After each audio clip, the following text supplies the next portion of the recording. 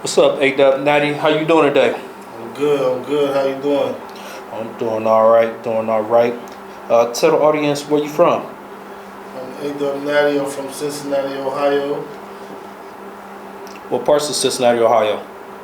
Multiple areas, man. Started off when I first came here from Mount Healthy, downtown to North College Hill, Blue Ash, Springdale, Coleraine, back out to North College Hill. Yeah, a lot of places. What would you say your favorite place growing up at? Probably Mount Healthy and downtown. You want to share a story about growing up downtown or Mount Healthy? Uh, Man, I got lots of them. From my best friend, um, me and him having our first, me having my first fight, you know what I'm saying, him doing moves off Karate Kid to almost getting jumped downtown for being too smart at school with some of my friends at school. Um, yeah, to Richie's and West End YMCA days and all that, you know what I'm saying? It was good times though. So, with those good times, what inspired you to start making music? Um, Basically, I first was a fan of hip hop. From here, when I moved downtown, I was originally listening to reggae from my pops. But I first heard Tupac, "Keep Your Head Up," when I moved downtown and just fell in love with it. But then it wasn't until I went to high school that I was, you know, what I mean, still up until that time listening to music or whatever. But it seemed like people were making music about my life, so I wanted to get in that field and try my best to do the best with that. So. And how would you describe your unique style of rapping? It's definitely mature. Um,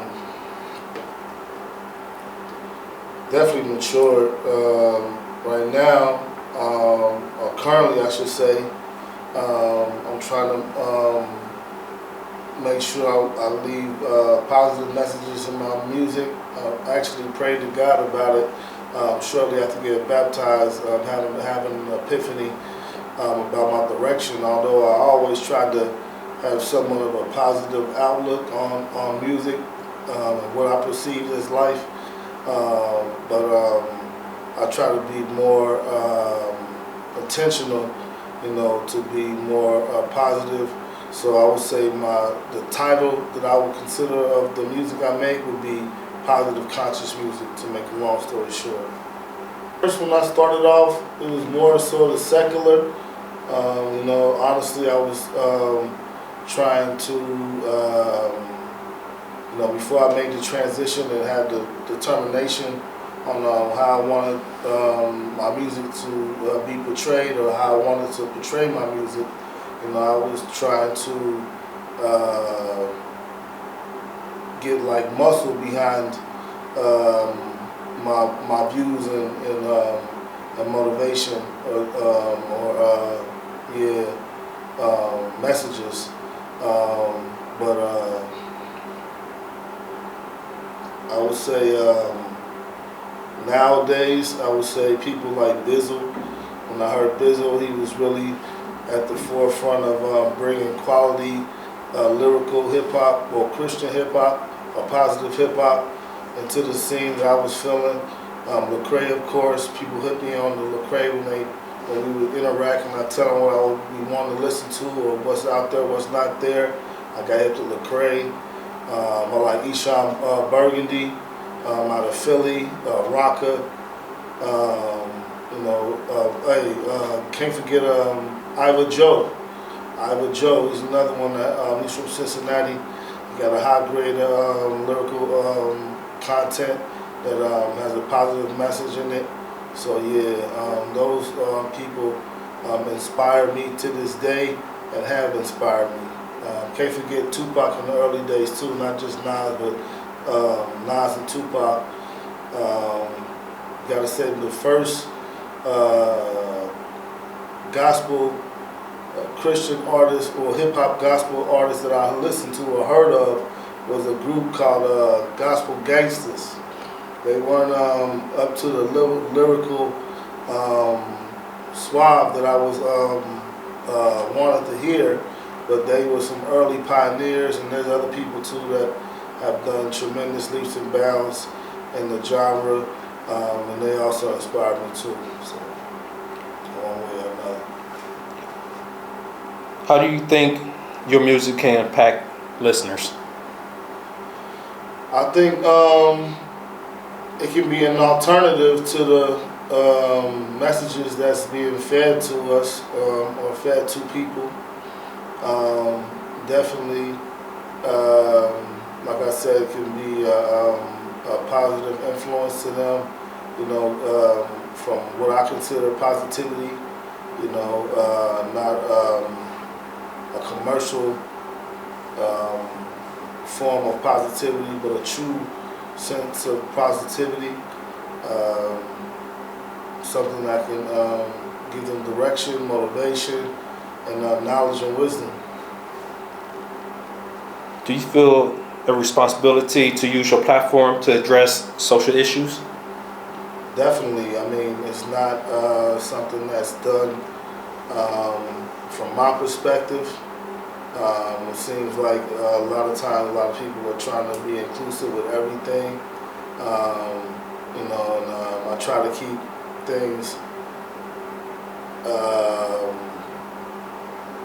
out to the world, but also knowing my audience and not biting off more than I can chew. That being said, you know, I try to keep things like Afrocentric with my Christian conscious hip hop that I try to make for my community, because it's real detrimental. You know, knowing the history of hip hop anyway. But it's real detrimental to my community hearing the messages that's portrayed and that people are receiving and regurgitate. So yeah, it's definitely something that I want to do to throw some positivity, cause some ripples in the pond, you know, and cause a wave in that regard. What would be some advice you'd like to give some aspiring rappers? I would want to say, think about what you want to be your impact. Is it just solely money? I talk to a lot of musicians and fans of music. Some people just want to hear something that helps them make money, and that's, I mean, I try not to knock them, but that's their, for lack of a better phrase, their height of consciousness, I would say. Yeah, same thing for the artist.